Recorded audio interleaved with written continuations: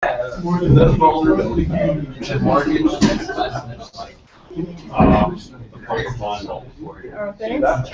only one page long. I guess. Okay.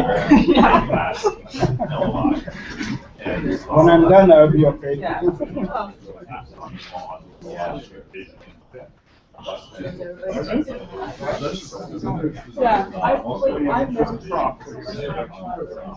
been there for 12 hours every day. I know.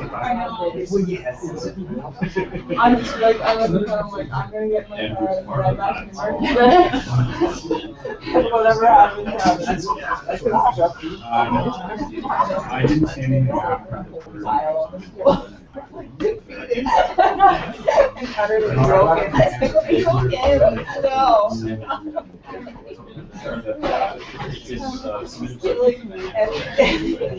Today I drafted the financial statements. They're looking surprisingly rosy. That's what they're taking on.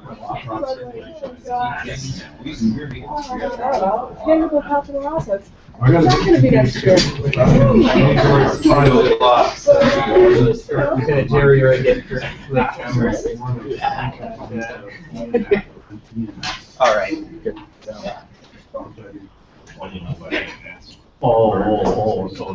Dan. Okay, well, we're going to get going here. There's still food left there, so please help yourselves. That's for everybody. And so thank you to everybody for coming. And it's my pleasure today to welcome back Professor Dan Henstra. I say welcome back because Dan did his PhD here a number of years ago in our department of political science.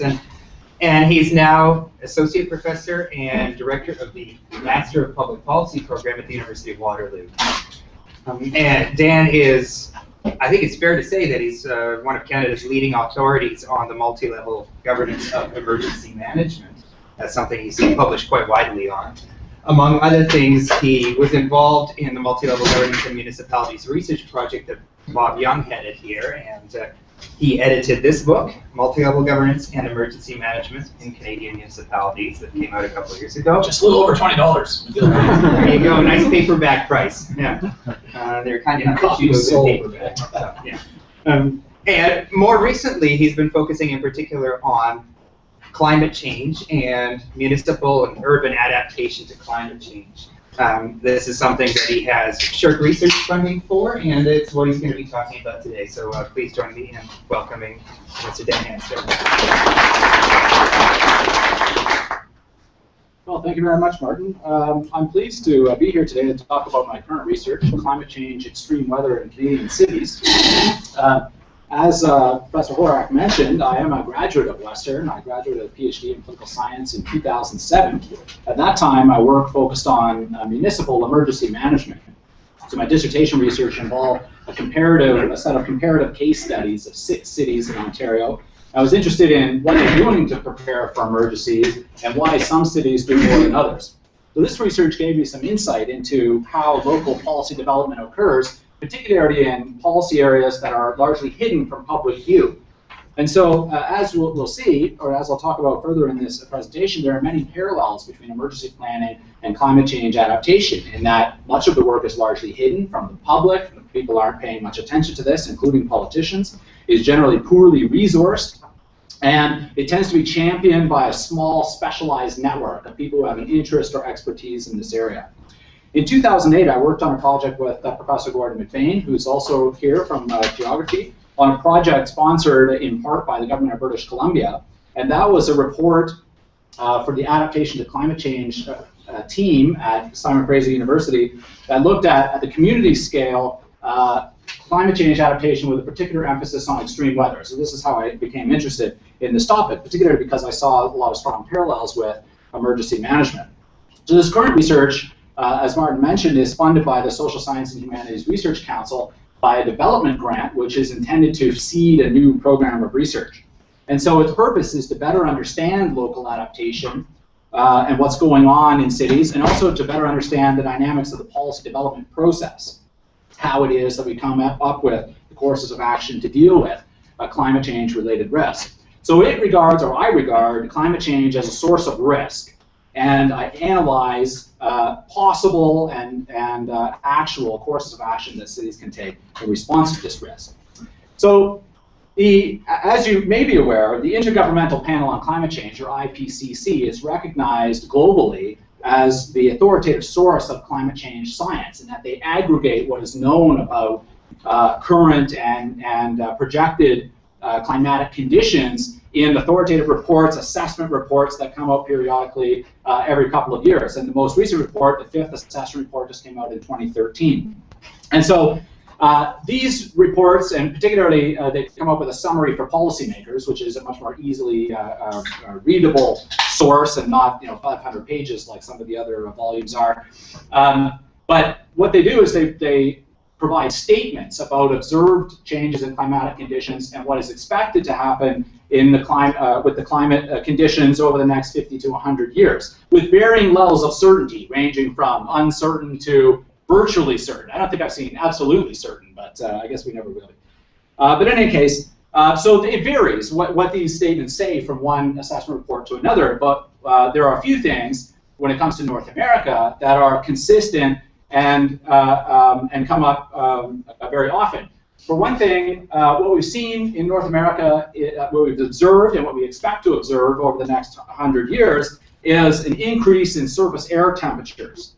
And what we're also seeing is an increase in precipitation. So the total volume of precipitation, basically meaning any form of water falling from the clouds in rain or snow or sleet or hail or what have you. But what we're also seeing is an increase in extreme precipitation. That is, precipitation events where, let's say over the course of the season, we may get the same volume of precipitation, but it comes in short bursts in more compressed time frames, and it's extreme in the sense that it exceeds the range of weather values that a location normally experiences. And this is problematic, potentially problematic for cities and for all communities for that matter, because infrastructure, particularly drainage infrastructure, is sized based on historical meteorological values, the types of extremes we've seen in the past, and not necessarily compatible with the type of climate we're going to see into the future, the type of weather patterns.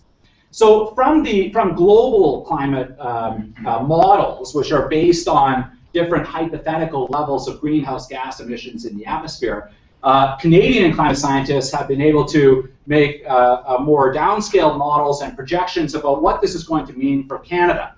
And among other things, the findings are from these computer simulations that we can expect, with rising temperatures in the spring months, more rapid snowmelt.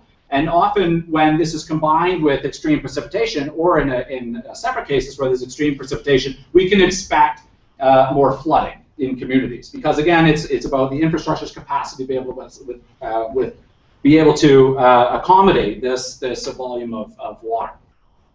With warmer temperatures, we can see, and this is where I'm sort of translating this into more hazard-based, where we have what changes in weather conditions and what the hazards will mean, or risks that it poses to people and property.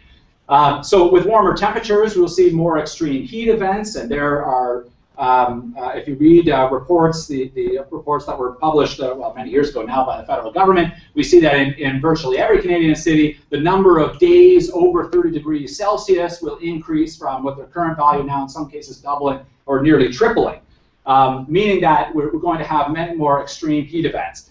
With warmer conditions, meaning there's greater risk of wildfire, and some cities are more vulnerable to this than others. Tornadoes, it's less certain there about what increased heat or temperature precipitation patterns means for tornadic activity, although there is some evidence to say that in extreme or warmer temperatures, tornadoes are more frequent, so we could see changes there as well.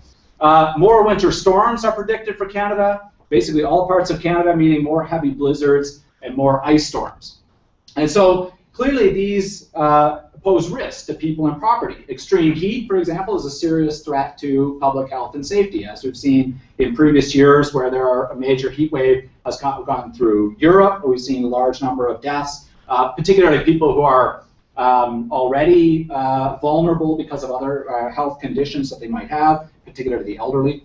Higher temperatures and greater precipitation put stress on infrastructure systems and the built environment.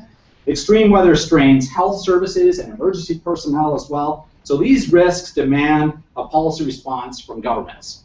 And when I say a policy response, I really just mean a course of action chosen by public authorities. And now, if you are familiar at all with the literature on adaptation, you would know that governments are one actor among many in adaptation, and that the private sector is going to have to take action to respond to climate change. The not-for-profit sector as well, they're partners in these activities, but it's public policy in the sense that it's largely spearheaded by or organized by governments. And adaptation is one of two fundamental policy responses to climate change. The other is mitigation, which refers to actions to reduce greenhouse gas emissions. So governments of all kinds can do things to reduce greenhouse gas emissions, like buying hybrid buses or changing to LED lighting to conserve energy, these types of things. But adaptation, on the other hand, assumes that despite even the most ambitious efforts to mitigate greenhouse gas emissions over the next 50 to 100 years, some degree of climate change is inevitable. And so because of previous greenhouse gas emissions that are now in the atmosphere are causing disruptions in the climate system. It also recognizes that extreme weather and other stresses associated with climate change already put pressure on systems, and that hasn't been adequately addressed within public policy. And so, although adaptation is defined in various ways by various people, a common thread in this work is that it involves adjustments, purposive, strategic changes to practices and processes or structures in order to accommodate an environment marked by greater climate-related stress. It has a number of key objectives. Adaptation is intended on a broad-based scale to reduce vulnerability, that is, the susceptibility of people and systems to climate-induced stress, and also to increase resilience, that is, the capacity of systems to withstand the pressure that's imposed by extreme weather events and other forms of climate change, other manifestations of climate change, and to bounce back in the event that a failure occurs. And this involves some other subcomponents, partly by reducing exposure of people and property to extreme weather events. This could be about relocating vulnerable facilities outside of particularly hazardous areas, or it could mean building physical shields around structures to protect them from extreme weather. It also means reducing sensitivity, and particularly when it comes to cities and extreme weather events, that means putting in place protections for those who are particularly vulnerable because of socioeconomic status or other particular needs that they have that make them more susceptible than others to climate-related stress. Now, the literature in this area states that cities are an important site for climate adaptation for various reasons. For one thing, cities house large populations that are exposed to geographically concentrated extreme weather events. They also contain complex interdependent infrastructure systems, which are the lifeblood of social and economic activity in communities. It's also believed that even though we know what climate change is going to mean, at least with varying degrees of certainty, what is going to happen at a global scale in terms of changes in weather patterns, it's much more difficult to predict what is going to happen at the local scale. And what we will see is that hazards that manifest from climate change in one city, say in a prairie city, might be increased hailstorms, and in a coastal city, they might have to worry about storm surge, which is a temporary rise in the water level caused by a low-pressure system offshore, like a tropical storm. So the hazards are quite different, and this means that adaptation has to be customized to local needs and capacities. Public officials at the local level have institutional knowledge of community needs and capacities, and they have greater access and proximity to stakeholders. So the argument is that they're better able to engage with stakeholders and to get them mobilized in the interests of adaptation and to build bonds of trust which are required for collaborative policy making that is the hallmark of adaptation. And another argument here, and this is certainly true in Canada, but in many other countries as well, efforts at the national level, here in Canada, the federal level, or the provincial level, the regional level, are relatively weak. Some provinces have plans which are in various stages of implementation or non-implementation. Other provinces have virtually nothing. And so the argument, and the federal government is, who knows what they're doing on adaptation, seems like nothing today. And so what the argument is that there's an adaptation deficit. And this was a term from Ian Burton, who's one of Canada's leading climate change scientists. So basically the argument is there's a vacant policy space that is open and can be occupied by proactive city governments, and should be as well. Of course, at the same time, cities face a number of important barriers to adaptation. For one thing, As I said earlier, even though we know with relative certainty the types of weather changes we're going to see at the global scale or even on a regional scale, the types of models that we have today are at such a level of resolution, I guess a low resolution, that it's difficult to predict what impacts are going to happen in any particular local place. And this is difficult because if we don't know that, there's uncertainty, there's room for asking questions, and there's room to stall and take no action at all, which is happening in many communities for this reason or maybe others. Also, due to the long-term and uncertain nature of the problem, which is not immediate and in your face, the public tends to have a weak perception of risk associated with climate change. So while they're sort of abstractly perceived climate change as being a problem that needs to be dealt with, it is not so, it doesn't have such daily impacts on their lives that they see the need for sustained public demand for governments to do something about climate change. As a result, and this is pure politics here, at any level and in every country, without public demand means that for politicians there is little political incentive to devote resources to adaptation because there's no perceived political capital to be gained. And that might be overstating the case, but we know one thing that's predictable about politicians is that they're interested in support and claiming credit. The other thing about adaptation is, particularly if it involves major changes in our practices and processes or structures or expensive shielding mechanisms, these sorts of things, it means that the costs are immediate. They have to be incurred immediately out of the current tax base, whereas the benefits will accrue over the long term, because everything about climate change is over a 100-year scale, which is difficult for anyone, including me, to wrap our heads around. But certainly when it comes to a city council or any other sitting legislative body, to try to think about investing now for some payoff well into the future. And so this stalls action as well. And finally, many cities lack the technical expertise and human and financial resources necessary to design courses of action in response to climate-related risk.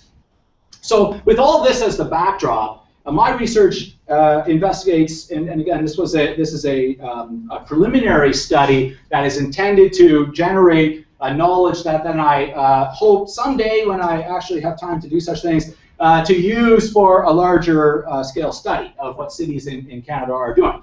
But basically, the first question is, what are cities doing to adapt to climate change? And here I was interested both in studying expert literature, because this is a fascinating policy field where the literature is exploding all over the globe, cases from all over the world about what local governments are doing. And so I was interested in trying to discern from that recommended so-called best practices of adaptation. What is recommended as the first step, so to speak, in getting adaptation off the ground. But from a policy perspective, I was interested in three components: goals, targets, and instruments. Goals, meaning how is the problem defined? What are the specific objectives that guide policy development? Because climate change is a vast and all-encompassing issue that will have impacts on virtually every sector. And so how it is defined can vary from one city to another. Targets, whose behavior is targeted by the policy. As with most areas of public policy, making changing problematic conditions means changing people's behavior, which is always very difficult to do, but governments have various tools at their disposal to be able to do that. So who is being targeted by these policies? And finally, instruments. This refers to the tools of government that they can employ to implement any policy objective, but I was interested in how they employ these tools in the area of adaptation. Are they spending money? Are they educating the public? Are they regulating certain types of behavior? What instruments are being deployed for this purpose? So this was largely about content, policy content. The second question is how are adaptation policies developed? And I originally had and implemented, but I haven't gotten that far yet. That's the future research. Because it's too early, in fact. In fact, all of the cities are in the very formative stages of adaptation. But this was about process. And I was particularly interested here because we remember that the early stages of policy development, how does the issue get on the policy agenda, and how are policy options formulated and by whom? So it was largely about agenda setting and policy formulation. And so for this purpose, I chose two pilot case studies, Toronto, Ontario, and Halifax, Nova Scotia. And these I chose purposely because they are considered to be leaders in the area of climate change adaptation. So whereas many other cities are not doing much at all. And I've been talking to geography students this morning and getting some more information on that. Winnipeg, right, is the one that's not doing anything. Right? We won't talk about that, the laggards. So this is about process, content and process. So now just to reverse these, I just want to talk about some of the findings here. First to talk about process. So the first question here, how does adaptation get on the agenda? Well, in both of these cities, adaptation emerges from an informal policy network of people who are interested in the area either from a professional interest or from a personal interest. They've had some experience that has awoken them to adaptation. They've been to a conference somewhere and heard about adaptation, and they bring this knowledge back with them to the community and organize an informal working group to sort of get the issue off the ground. Here is where they start doing some of the preliminary work, identifying some of the key risks associated with climate change, what has been done before and what might be done into the future. Typically then this crystallizes or coalesces around a champion, one person who could be a public official, could be somebody, sometimes it's an academic. In both of these cases it was a public official, someone who understands the science, at least well enough to communicate it to others, is committed to adaptation either in a professional or personal sense, and is able to communicate to decision makers why it is important and salient and worthy of their attention and resources. As I found in the field of emergency management, climate adaptation with respect to extreme weather events typically depends on some attention-focusing event. In Halifax, it was Hurricane Juan, which was a tropical cyclone in 2003 that made landfall just outside the city and caused all sorts of havoc in the city, widespread power outages, debris strewn everywhere, thousands of trees were wiped out around the city, and so it was a major event that focused attention on vulnerability to tropical storms. And then 5 months later, there was a major blizzard that crippled basically all of the city of Halifax, which is colloquially known as White Juan, a storm of virtually equal magnitude but a different sort. And so these two events were critical in drawing attention to the issue of adaptation, and more specifically, the champion was critical in using these events to illustrate the types of vulnerability that are the types of vulnerabilities that Halifax has, and why adaptation is important to manage this risk. Similarly, in Toronto, in 2005, there was a major rainstorm. I forget the exact volume of rain, but it was unprecedented volume of rain, all in a very short period. Flooded over 4,000 basements, where storm sewers backed up because they couldn't handle the volume of rain, washed out all sorts of roads and bridges. This was a case on, I think it was Finch Avenue, where there was a culvert with a very small trickle of water going under the road, and within a matter of about 20 minutes or so, this raging water just washed that road out completely. And anywhere you look in conference presentations by the fellow in the environment office there, who's the real champion in Toronto of adaptation, this image is everywhere, because that's what is really important with these attention-focusing events, is that dramatic images are used to get both public and political attention, and in both cases was used to, in addition to the preliminary work, to get initial council approval to pursue adaptation as a priority. And from there, the momentum started to grow when the group became more institutionalized and formalized and looked more specifically at what could be recommended to the government, to the local government, to do about climate change.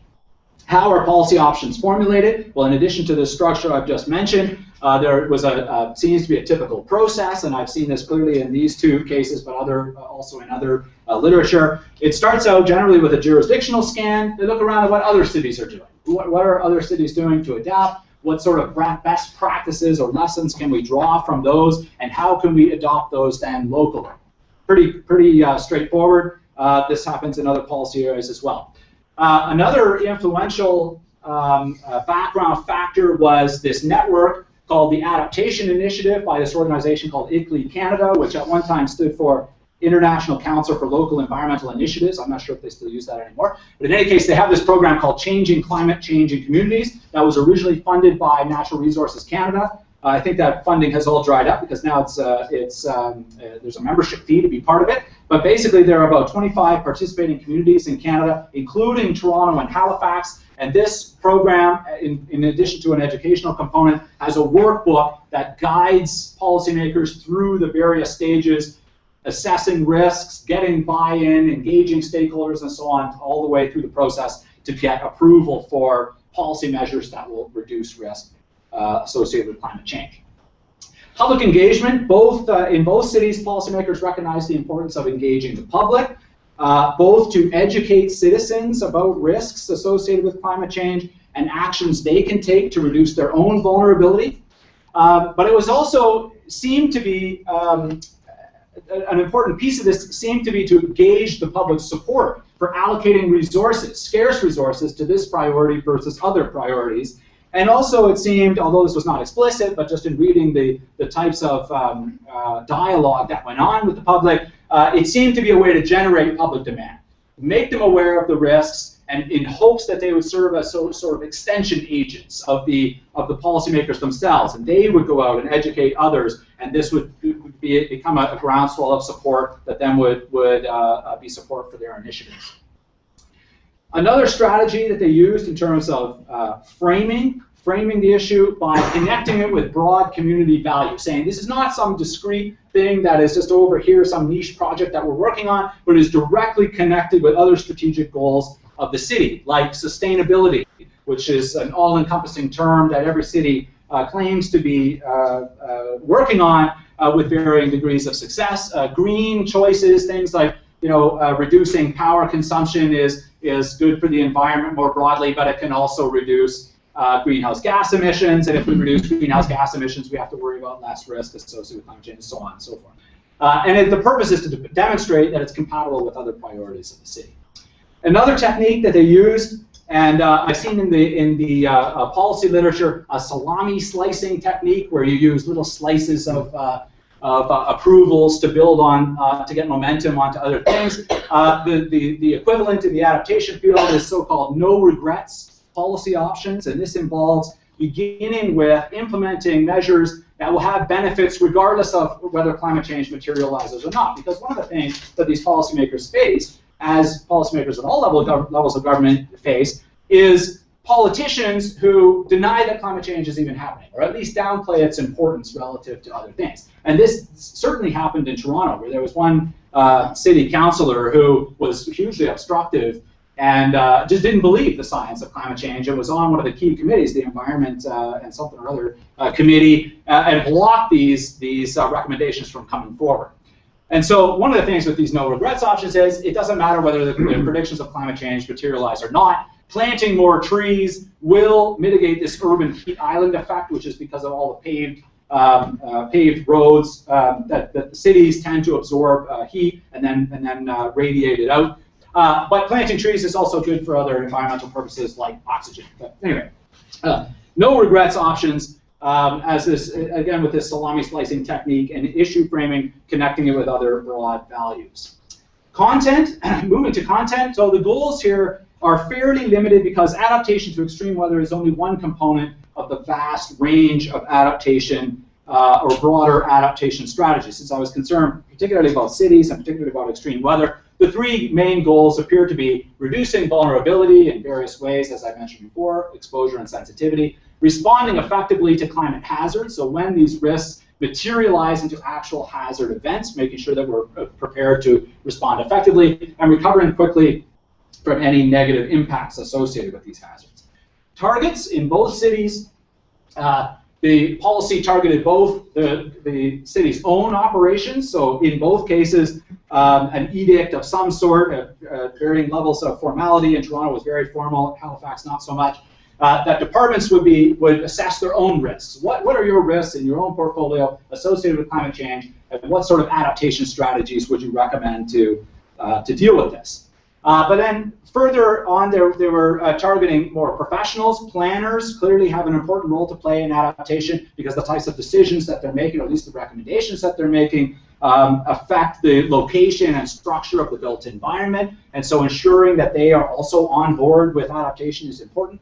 Infrastructure managers that manage things like power utilities and transit also important targets. Health professionals, because climate change has all sorts of health-related implications, also included in this, and the targets of policy, and co-opted into the whole adaptation planning process as well. In terms of particular instruments, well, there are 5 most notable instruments that both cities used in this toward this goal of adaptation. One is a risk assessment. This is an information-based tool or intelligence gathering by, first of all, identifying the hazards that the community is currently vulnerable to, and then thinking about how this is going to change as a result of climate change. Also with vulnerability, what are we currently vulnerable to? What is our level of vulnerability? And how will that change into the future, given development patterns or socioeconomic changes or demographics and so on, and then to use those to build risk scenarios. And that's about assigning probability to different scenarios and prioritizing them in order of their importance given the types of probability of the event happening and the impact it could have on the community. And so in Toronto, the city manager in 2008 directed all departments to identify the climate change risks in their own portfolio. Toronto Water, for example, identified through the study of the city 30 areas in the city that were particularly prone to flooding caused by sewage backup and extreme rainfall. Toronto Public Health has this initiative to map Toronto populations that are most vulnerable to heat. I'm not sure how they do that, maybe based on age. I think that's one of the major factors there. The Environment Office, a number of years ago, commissioned this very comprehensive study that projected future weather and climate conditions in the city of Toronto or the Greater Toronto Area, more specifically because their main complaint in this initial stage of adaptation was that they didn't have fine-grained enough information to be able to take action on. And so this was a very interesting study because it showed, among other things, that Toronto can expect more intense rainstorms, possible daily maximum summer temperatures exceeding 44 degrees Celsius, obviously unprecedented, or I would think unprecedented, maybe Gordon knows, I don't know. A number of days over 30 degrees Celsius, from 20 on average now up to 66, so you can see where, major changes, major stress on infrastructure and for implications for public health and safety.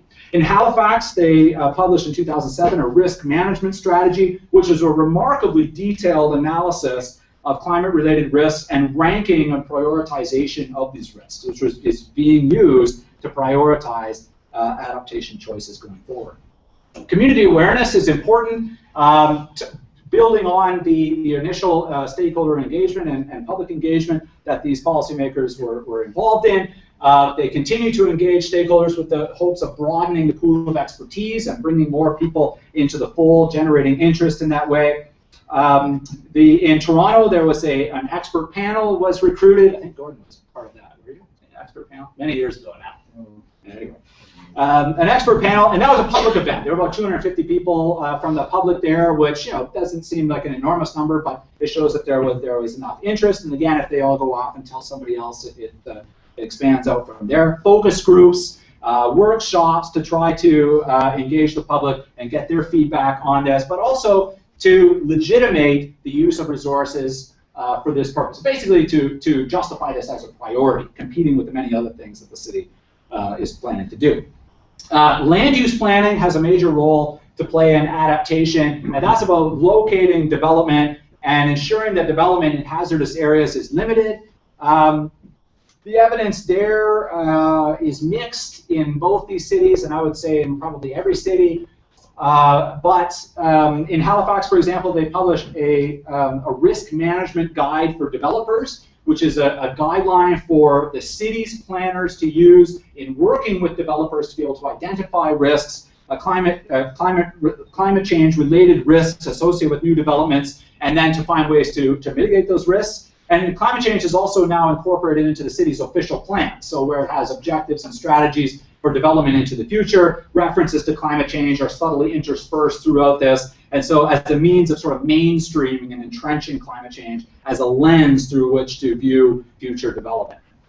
Again, the implementation of that and the ultimate impacts are yet to be seen, but it sounds like a good first step. Infrastructure is one of the most important vulnerabilities in cities, and so protecting infrastructure in various ways has been a priority, both in increasing its robustness, its ability to withstand stress associated with climate change and to get it out of harm's way. So, relocating sewage treatment plants that used to be right on the river because they used to just dump the effluent right into the river, or at least putting up some sort of flood barrier to keep it from being exposed to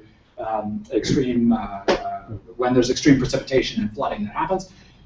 Resilience, this is a little more murky here, but it's about, the idea is to build in redundancy into power distribution systems or communication systems or transportation systems, and seems dead obvious when you see images of like this past summer where people are being rescued from GO trains in police boats, and they're in waist-deep water. But anyway, redundancy and ways to reduce vulnerability. Now, mainly this has been about so-called low-hanging fruit, the easy-to-implement things like distributing rain barrels to people or giving them a discount on the purchase of rain barrels to catch the water as it happens in an extreme precipitation event and then slowly filters out into your garden or that sort of thing, instead of all flooding into the storm sewer. Another, in Toronto, for example, there's a mandatory regulation that in all housing developments, the downspouts that for many years were designed to connect directly into the storm sewer so you don't have water on your property have to be disconnected. And so the water has to now flood onto your front lawn or back lawn and slowly filter into the ground rather than just flooding into the storm sewer, which can't handle it and then floods out of people's basements.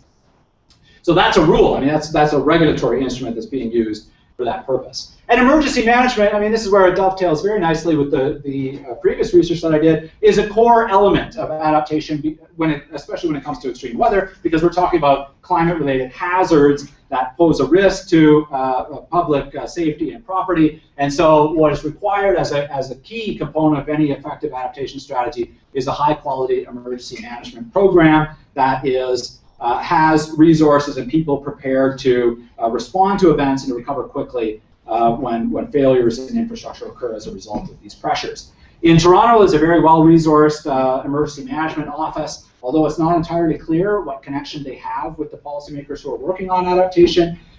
There seemed to be some sort of falling out there that happened that nobody wants to talk about, so I'm still trying to find some key informant that I could pay off. No, I mean, that I could cajole into giving me the story on that. In Halifax, there's an action guide on climate change and emergency preparedness, and this goes into great detail, interspersed with references to Hurricane Juan and White Juan as well, encouraging household preparedness, basically. So, I mean, they've recognized this as being a priority when it comes to adaptation. So all of this, and I better stop here. I'll just talk very briefly about the next steps of research. But basically, climate change is on the urban agenda, at least in some cities, maybe not so much in other cities, but on the urban agenda, that is at the level of municipal conferences, like the Federation of Canadian Municipalities is heavily involved in adaptation, has all sorts of guidance for municipalities on adaptation and climate change action more broadly. And there are some significant efforts underway in at least some Canadian cities, but all of these seem to still be at the very foundational and formative stages. Now, thinking about next steps for this research, one thing I'm working on right now with Brennan Vogel, who's a PhD candidate in geography, is constructing an analytical framework about the evolution of adaptation policy over time. Because what we have seen in pouring through the thousands and thousands of articles that are coming out all the time on adaptation is there's this one huge stream that emphasizes short-term pressing priorities for adaptation, and there's this whole other stream that envisions or imagines a future state of fully adapted communities, which is broadly called transformation or transformative adaptation.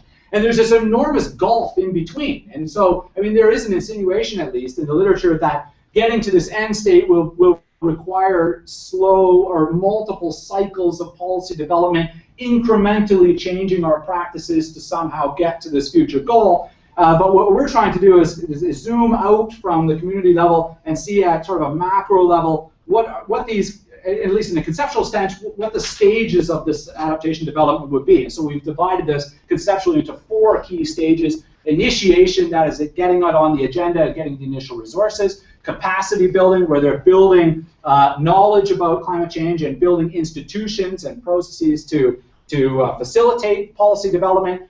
And that's about where we end with Canadian cities. I think there may be a little bit into the integration stage. Integration is about mainstreaming adaptation, where it just becomes one lens among others, like sustainability or health risks or economic, the economic lens, which is of course all pervasive when it comes to development. And then ultimately to the transformation stage where we have true sustainable development, true adaptive capacity and fully adapted communities that are able to cope with these pressures associated with climate change. And so unpacking all of this and figuring this out, well, we've got a couple of weeks to do that. Secondly, to monitor implementation, I mentioned that already, especially when it comes to long-term policy options that are being proposed in these cities and approved, by the way, by city councils.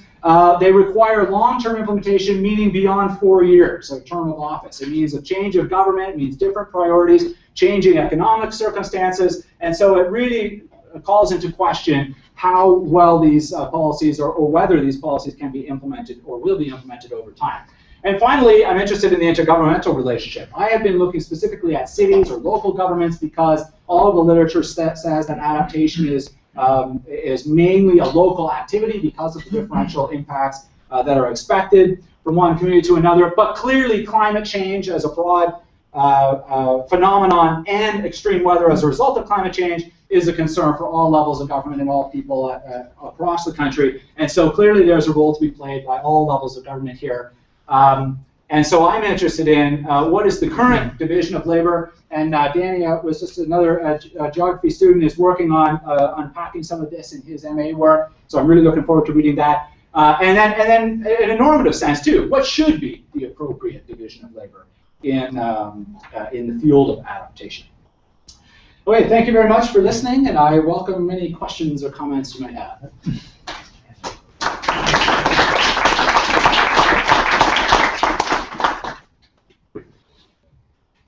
Okay, well, thank you so much, Dan. We have a good amount of time. We have about 25 minutes here, so. Oh, I guess I burned through it pretty quickly. So, well, that's great. It's nice to have some. Nice to have some time here. So, please.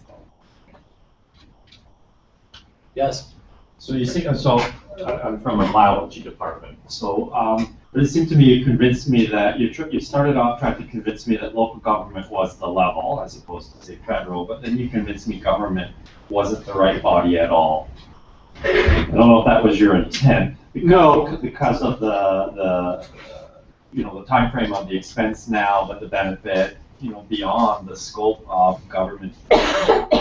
Yes. So is that really the message you were delivering, and if so, what is the right organization or body to tackle this issue of adaptation? Yes. Well, I would say I do think that government has to lead this effort because government is still really governments are really still the only institution, organization in society that has the capacity to be able to bring all these different players together. Now there are small networks that are happening outside of, in fact there's all sorts of activity that's happening outside of government, but in the end most of the instruments that are required to make cities resilient to climate change will require government action of some sort.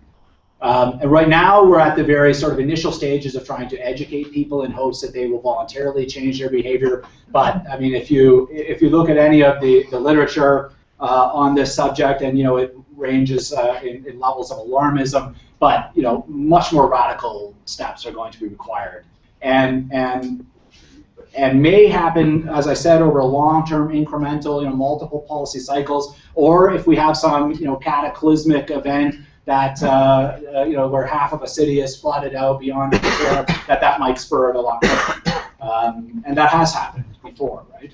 But if you in certain circles. This is the most pressing thing in the insurance circle for one thing. I can tell you that, where you hear stories about the property and casualty insurers withdrawing from Alberta altogether, like just not insuring anyone in Alberta. I mean that drastic, right? I mean the insurance industry and probably the military. Those are probably the two organizations that are thinking the most about climate change and its security and risk. Or security implications and risk. But I do think, government is clearly, I think, the key player, but it does require buy-in and participation by certainly the private sector, the not-for-profit sector, probably mainly in the resources and expertise that they bring to the table, particularly in identifying vulnerability, and in recruiting extension agents and getting the message out there. But I do think that government is the central actor in getting this together. But are they doing a very good job? Not really. And I guess I have a related question, and it relates in part to your tangential reference to Winnipeg. It sounds like there's somebody in the room who knows a lot about Winnipeg, and I don't. Okay. But if I'd been asked sort of abstractly before to think about a city that had done the most to prepare for some kind of disaster, I would have thought it's Winnipeg. Yes. But not by the city of Winnipeg, it would be by the province of Winnipeg with the Duff's Ditch. Yes. So, I mean, here's such a remarkably successful public policy and governmental intervention Yes. for the long term. Yes. And reinvestment too. Yeah, and by the province, not by the city. Yes. So I wonder why Winnipeg was trashed in your. Yes. Well, I mean, that's a good question, and I mean, Dan, you might know more about this, but what we were sort of speculating this morning is that, and I mean, this is far beyond adaptation. It's into basically the field of disaster risk reduction generally, and into psychology and risk perception. Is that flooding's been taken care of, so there's no more need to worry about climate because our biggest risk is flooding. And any emergency manager or climate adaptation policymaker in categorizing and ranking those risks would say yes, flooding is the greatest risk, but we don't need to worry about it anymore because it's been contained. But now, you know, I've just heard this morning what they're dealing with is widespread freezing of pipes, and now they're because of extreme cold. Even though we know that, you know, Winnipeg has always been a cold place, this has somehow come as a shock to them, as a surprise. So I don't know really what's going on in Winnipeg. Danny, do you know any more about that, or are you just? Well, they have piecemeal Yeah. plans or efforts. The other thing you mentioned in the impacts and adaptation for hot days over 30, Winnipeg's #1 on that list for increased hot days over 30. So the floodway is not going to help with increased days over 30. Temperatures, yeah. So is the elderly population going to have access to mobility in these events, things like this. So there certainly, yeah, adaptation is a field of events that can occur. Flooding, for the most part, is taken care of, although there's always discussion about the floodway being widened, can it handle increased loads, and then what about the downstream communities to deal with those loads? Right.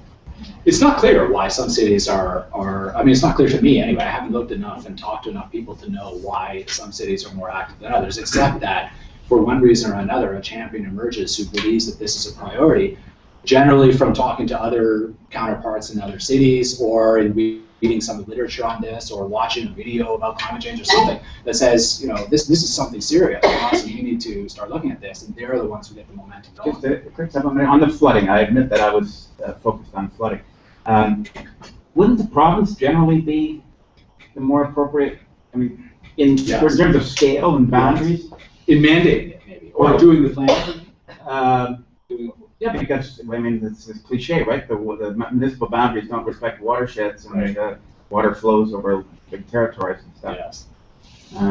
So if you're just focusing on flooding, wouldn't it be? The province should be doing this planning. Yeah. I mean, there's certainly an argument that can be made there, but I think it's because the perception is, at least, and there is some reality to this, that the hazards are different from one community to another, and that the province is too far removed from that. I don't know. Well, that manifests itself in particular storm sewers and stuff. Obviously, the municipal government has to be.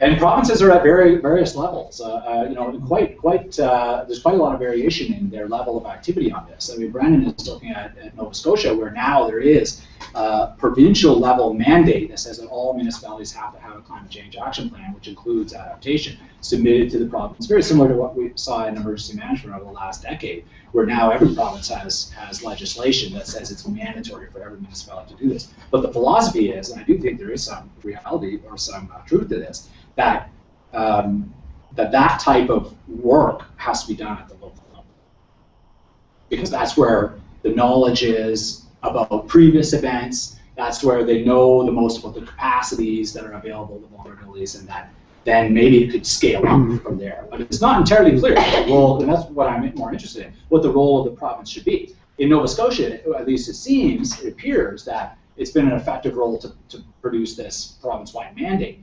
But then, you know, the same thing has happened in other provinces for other mandates, and whether it's just sort of going through the motions or actual buy-in, we don't know. Brandon's I think just to add on to that, it's important for the provincial mandates to initiate these types of activities, but it's also important for there to be continuity to lead towards implementation and ultimately that those end results that will lead to sustainable development. Right. So, like you say, it's like the granularity in terms of hazard and risk assessment needs to be done at the local level. But since we all know municipalities are so constrained in terms of their budgets and everything else, there is a very important role for intergovernmental collaboration on all these issues. Right, but the way to avoid just having to go through the motions, submit their plan, and then forget about it, is to have them develop it themselves, do this process, and then with the hopes of mainstreaming it into their operations, so that it would be more sustainable over the long term. Yes. This might be outside of the scope of your research, but I'm kind of curious. With the major floods in Calgary and Toronto, there seems to be the increased expectation around compensation in these types of events. Are municipalities going to have to start planning for that financially to be compensating people? Do you think like there's some kind of... Well, with compensation, I mean, it depends. There are various levels of this. In the city of Toronto, where an argument can be made, or where the evidence shows that flooding of somebody's basement is the result of inadequate drainage infrastructure, an argument can be made that the city is liable, and that is, I mean, even outside of a legal suit, that then they are on the hook to pay some of the compensation. But what they do is look to other levels of government then to compensate for their response activities, for the cost, or because of unexpected event, disaster, act of God, that then other levels of government have to be involved. But right now, the compensation from the federal government, at least, well, at both levels, is discretionary. There are no rules about what is compensated and what isn't in terms of disaster relief assistance. But questions are being raised at both levels about how sustainable this is. If something can be something like a relatively routine rainstorm that happens to exceed the design capacity of a drainage infrastructure is a disaster, or if it's something that could have reasonably been foreseen and mitigated. But the questions are being raised about the sustainability of those sorts of compensation programs, and certainly the insurance industry is very worried about that as well. Mm-hmm. Yes? What role, if any, do you see, or what role would you like to see the federal government take? I think the federal government, certainly in terms of its resources, could be providing a lot more support resources, maybe in funding more of these finer grains climate change models and scenarios, so that there is more regionalized or localized information about the types of climatic conditions and weather conditions that communities can face into the future, so that they at least have more accurate information to make decisions. I'm not sure what the role is. In some countries there are very large funding programs for this, because putting together the initial adaptation plan is not all that expensive, but implementing some of these options can be. And cities don't have the physical capacity to do that. So some form of funding program would be appropriate, probably with buy-in from the provinces, as it has happened in other policy fields. If I could just add on to it, adaptation is mostly a local phenomenon, whereas mitigation requires national regulations. And the big problem in Canada is that we haven't had leadership from the federal government on mitigation. We're one of the worst countries in the world when it comes to this. And really, you can't talk about adapting to climate change without mitigating greenhouse gases. You can't adapt inevitably, or maybe we can, who knows. But it seems that the precautionary approach would prioritize mitigation, and that's certainly the role for the federal government. Yes, yeah, that's something that local governments can contribute to, but is beyond the scope of the capacity. Yeah. Just a quick comment on the various levels of government. One of the roles of the federal government is warning systems. People, you know there's going to be a big rain event, you can take some precautionary actions, but under our constitutional arrangements, the prediction of where the water is going to go, that's a provincial responsibility. And we have let's say, a very loose, in some cases, no connection between.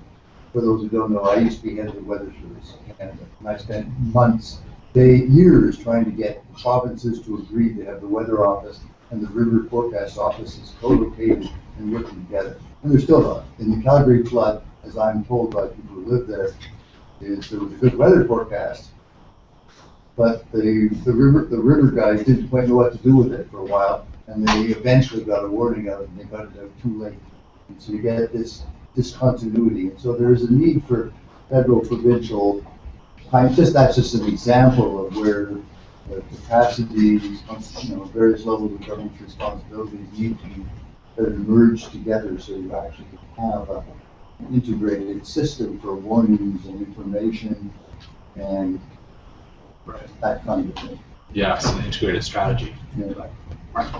I have a question, but first I'm just going to ask Josh. I know we have a few people watching online. Any questions from the folks there? Yeah, there was one, but someone asked the exact same question, so Okay. so it's covered. That's taken care of. So I don't know if you can at this stage in your work answer either of these questions, but I'll ask them anyway, and they're kind of connected.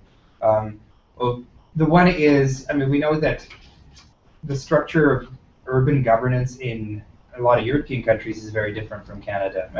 At the local level, local governments are much less dependent on property taxes, less hooked into sort of development processes, and intergovernmentally there's a lot more both bureaucratic and political integration. And so my first question is, do you know if responses are more systematic, more integrated, more proactive on the European continent than in Canada? And then coming from that, I'm wondering also whether you anticipate in the Canadian context that there is going to be some sort of critical mass of policy shift where a lot of cities start doing stuff on this front, or whether it's going to, take multiple and repeated crises for the big shifts that occur. Yes. Well, to the first question, I don't really know. I mean, the evidence coming out of European cities is largely from Norway, Sweden, Denmark. There seem to be well ahead there. But what's going on there is then there's a national mandate to do planning for adaptation and mitigation on that point, and that then directs local governments to do certain things. They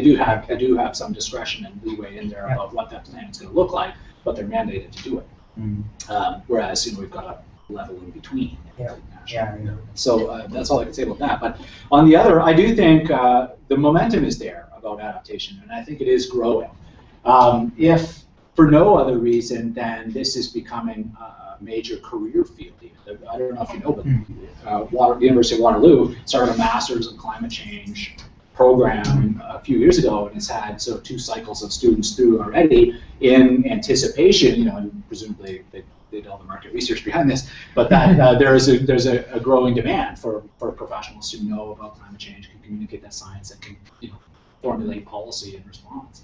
So I mean, that's just one indicator, but what we are seeing also through these networks like AppCM and others is growing interest in the area, but also hopefully anyway more activity at the provincial level that's going to drive some of this as well. But this is the type of field that is driven by events, where attention is sporadic, can skillfully be used to refocus attention on the issue, and so there are sort of bursts of policy change, as we would say, just as in the field of emergency management. There's long periods of sort of tiny incremental adjustments, then something major, right? Some new focus, but typically it tends to be biased to the most recent event, right? So in Calgary, all the focus is on expanding the drainage infrastructure, let's say, and not necessarily thinking about the next hailstorm or tornado or whatever it may be.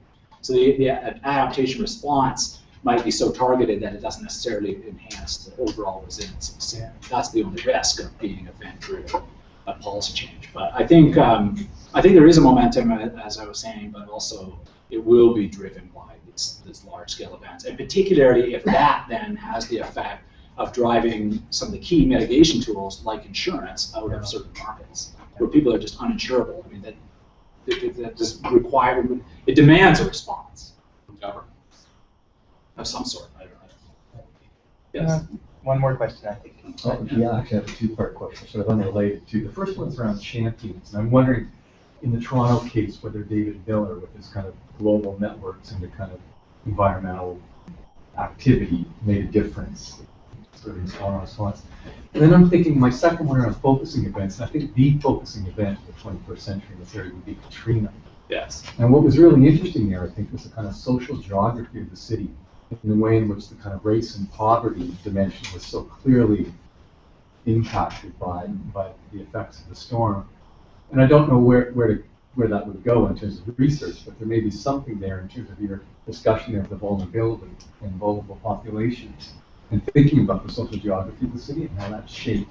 Yes. Shapes Well, the process. To that second question, I would say, part of that is driven by technology and the fact that, if you're following any of this thing about open data or big data, where it's, there's all sorts of administrative data that is housed in various provincial agencies and municipal departments that they've collected for various purposes, but now is becoming more, or the philosophy anyways, that should be made open to the public. And what different analysts are finding is by combining these various data, there are ways to pinpoint certain hotspots of vulnerability, certain demographics that are clustered in certain areas that don't necessarily have the capacity to cope, or elderly residents who might be more like the Toronto Health unit is dealing with, might be more vulnerable to a heat event, and that's where you want to target your resources. Set up the local cooling center and that type of thing.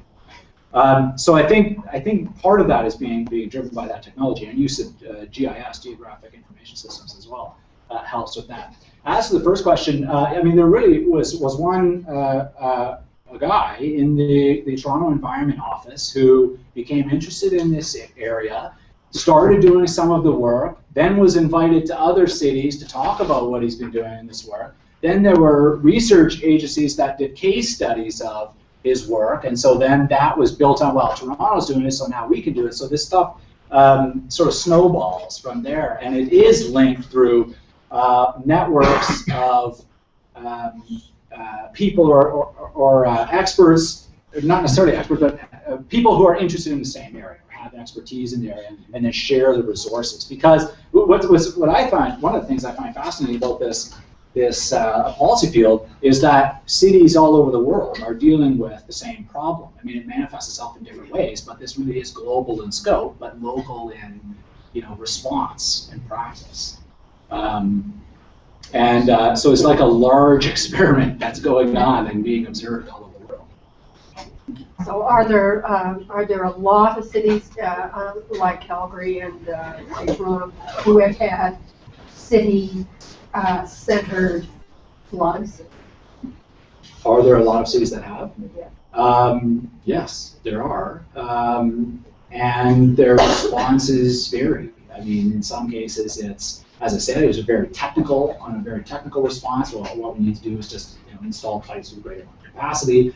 Others are looking more about vulnerability. How can we adjust and I would say this is much less prevalent, how can we adjust our development practices to ensure that we're not creating new vulnerability into the future?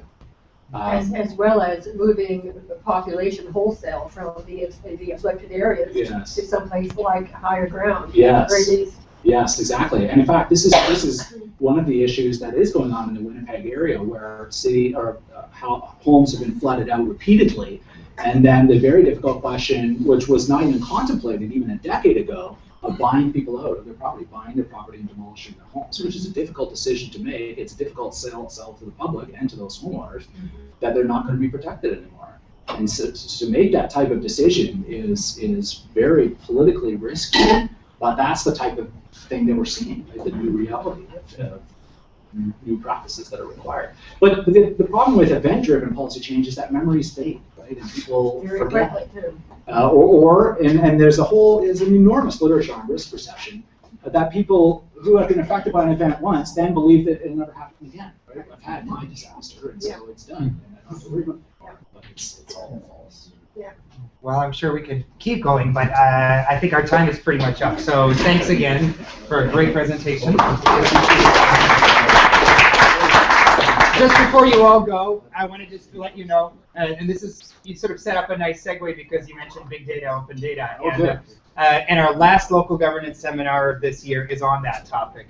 We got Matt Daly, who works at the City of London, talking about how the city is integrating and opening up its big data sets and what kind of research work is available and open when you do that, and how they're connecting to other municipalities. So local government and big data, that's going to be on May the 14th right here.